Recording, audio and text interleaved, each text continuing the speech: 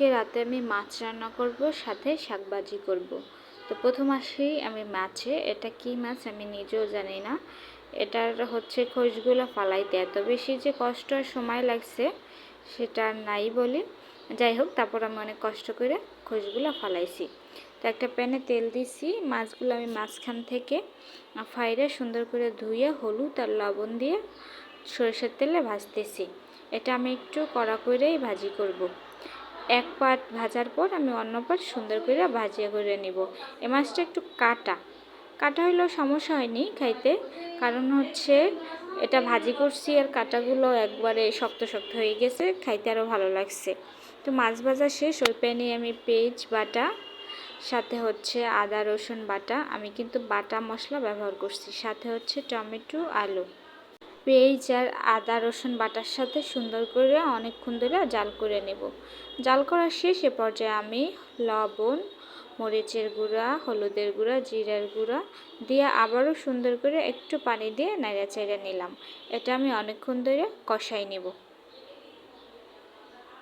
এটা কষানো আমার প্রায় শেষের পর্যায়ে। আমি কিন্তু মিডিয়াম লো আছে এটা হচ্ছে কষাইছি। এটা কষানো শেষ। এখন আমি পানি দিয়ে দিলাম। এর উপরে আমি মাছ ভাজিগুলো দিয়ে দিব একটা একটা করে।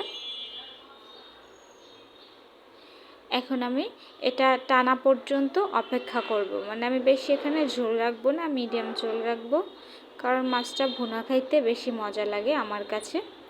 তো এ পর্যায়ে আমি একটু ধনিয়া পাতা দিয়ে এটা 5 মিনিটের জন্য জাল করলে আমার রান্না শেষ।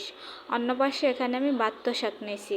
এটা আমাদের গ্রামের ভাষায় বাত্ত শাকই বলে। আমি সুন্দর করে বাইসা কাইটা ধুয়ে নিছি। এ পর্যায়ে আমি একটা প্যানে শাকগুলো দিয়ে দিলাম। শাকগুলো খাইতে যে এত মজা, এই বাত্ত শাক যেটা বলার বাইরে।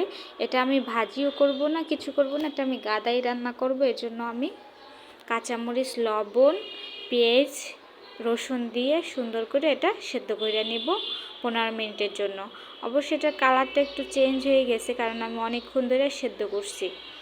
আর এটা কেনা শাক তো, এই জন্য আর কি সেদ্ধ হইতে সময় লাগছে। আমাদের বাড়িতে কিন্তু এই শাক খাইলে 2 মিনিটে এটা সেদ্ধ হয়ে যায়, কারণ ওগুলো দেশি তাজা থাকে। তো ওটা আমার গাদানো শেষ। পরে আমি প্যানে সরিষার তেল, কাঁচামরিচ, পেঁয়াজ, রসুন সুন্দর করে পোড়া পোড়া করে ভাজি করে আমি এর ভিতর শাকগুলো দিয়ে দিলাম। এখন একটু ভালোভাবে নাড়াচাড়ে আমি এখানে বেশি না 2টা শুকনো মরিচ দিয়ে দিছি, যাতে খাইতে ভালো লাগে, না আমাদের বাড়িতে যেরকম করে রান্না করে। ফাইনালি আমার রান্না রেডি।